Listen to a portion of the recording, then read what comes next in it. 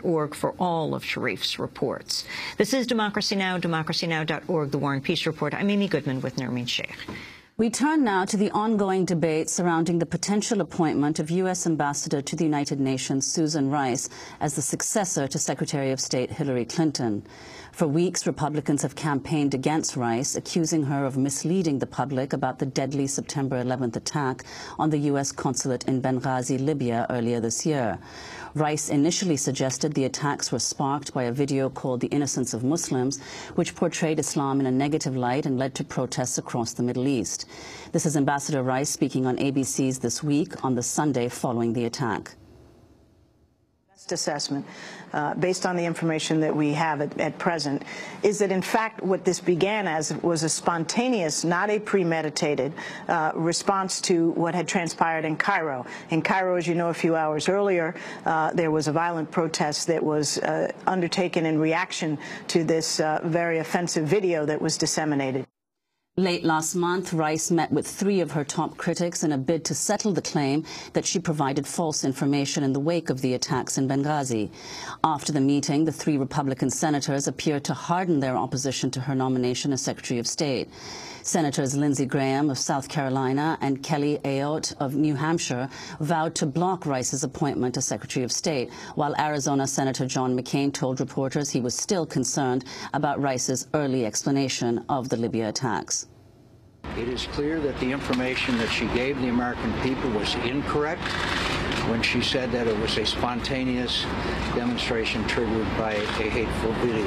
It was not, and there was compelling evidence at the time that that was certainly not the case, including statements by Libyans as well as other Americans who are fully aware that people don't bring mortars and rocket-propelled grenades to spontaneous demonstrations. In response to the initial criticism by Republican members of Congress, President Obama defended Susan Rice and issued a challenge to her detractors. If Senator McCain and Senator Graham and others want to go after somebody, they should go after me. And I'm happy to have that discussion with them. But for them to go after the UN ambassador, who had nothing to do with Benghazi, and was simply making a presentation based on intelligence that she had received, and to besmirch her reputation, is outrageous.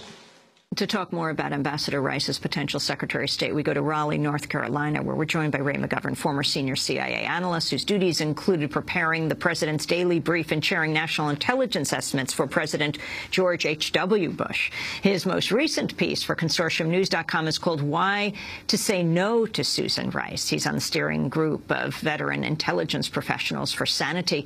Ray McGovern, welcome to Democracy Now! Do you think the Benghazi issue is the key issue here for whether or not Susan Rice is qualified to be Secretary of State? It's not at all the key issue. It's really a smokescreen. She should be judged on her merits, on things that are on the record about her behavior with respect to diplomacy. She was Assistant Secretary of State for African Affairs and also the Africa referent in Bill Clinton's White House when the genocide in Rwanda happened. She was unwilling to call it genocide because her boss told her not to call it genocide because there'd be consequences there. Her boss being? Bill Clinton. She worked for Clinton in the National Security Council of the White House at that time, and then she became later, a couple of years later, Assistant Secretary for African Affairs. Now, more recently, we talked about 800,000 people being killed in Rwanda.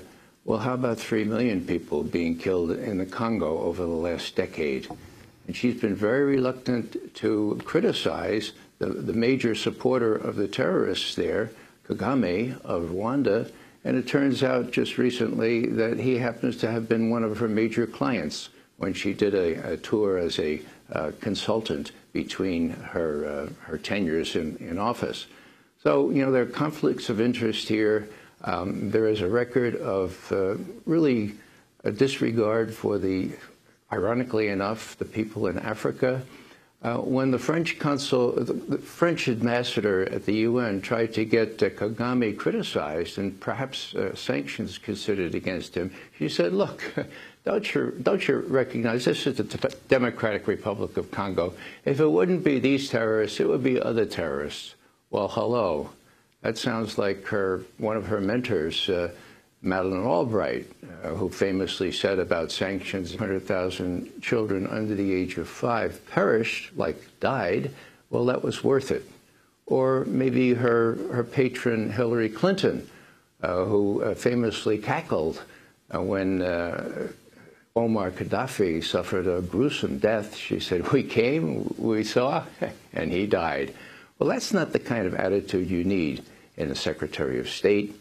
You need somebody who has credentials, a good credential of having supported people who are oppressed.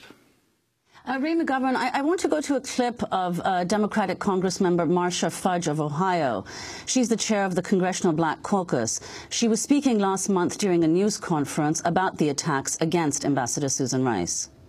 They have never called a male unqualified, not bright, not trustworthy. I don't recall it ever happening.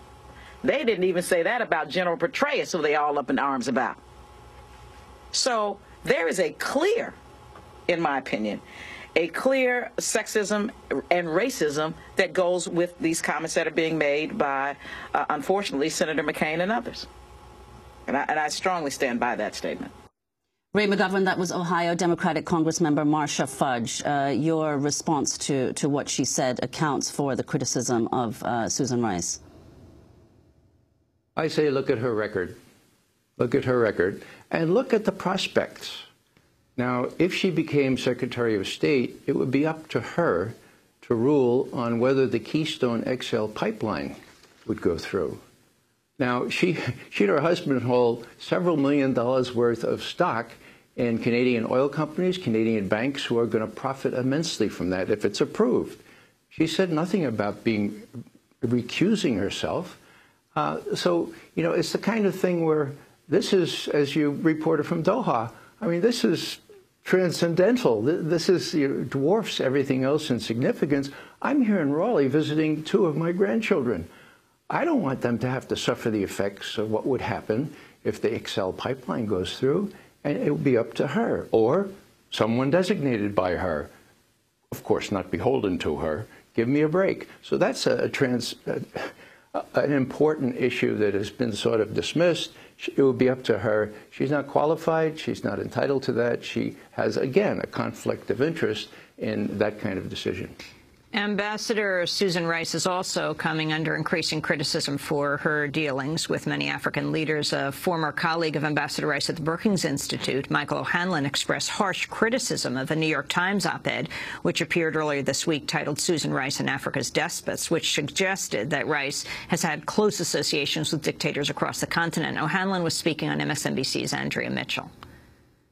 The specific thing I would contribute today on this topic is to object to the argument that was made in the New York Times op-ed page this morning by an Eritrean activist who suggested that Susan Rice has been too friendly to various African strongmen. And the op-ed did not resonate very well with me at first, but I went in and did a little more research to go through the list of the people that this author listed as people that Rice had supported too much. And they happen to have run 5 of the dozen or 15 best countries in Africa over the last decade in terms of their economic performance and their internal stability. It doesn't mean that everything's perfect, obviously, and I'm sure Ambassador Rice wouldn't suggest that everything's perfect in countries like Uganda and Rwanda and Ethiopia and South Africa, but nonetheless there's been progress in all these places, and we sometimes had to work with people who weren't perfect. But this author made it sound as if she was somehow guilty by association with anything they did wrong and somehow had picked the wrong people to try to work with.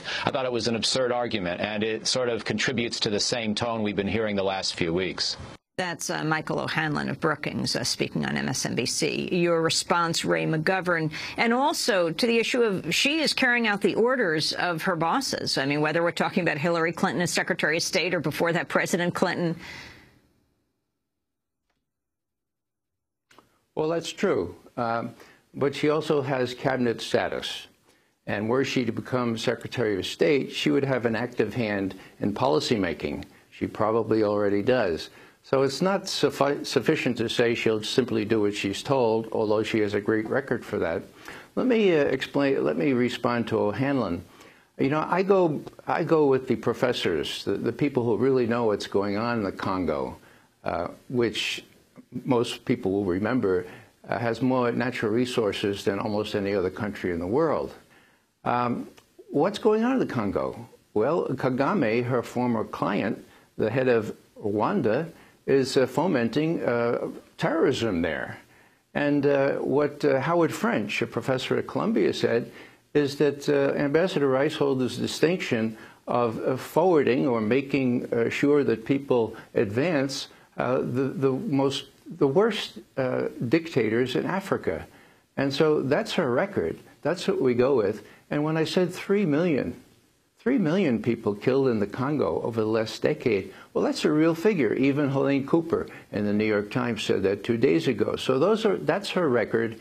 And the business about her, the sexism charge, I don't think it really holds up to the light of day. The racism charge, well, you know, when you had Lindsey Graham there facing a primary challenge pretty soon, and he's from the state of North Carolina, well, I can imagine that Lindsey Graham's posture on her, South Carolina, sorry, that Lindsey Graham's posture on this might be seen by him as a very good thing for his political prospects in South Carolina.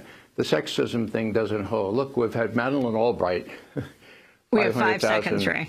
Children killed, and we have Hillary Clinton who cackles when dictators are We have to murdered. leave it there. I want to thank you for being with us, Ray McGovern, former senior CIA analyst. I'm Amy Goodman. Thanks so much for watching this report from Democracy Now!, your daily independent global news hour. We don't accept advertising or corporate funding, but rather rely on donations from viewers like you. Please make your contribution by visiting democracynow.org. We need your support today to keep bringing you this hard-hitting, in-depth reporting.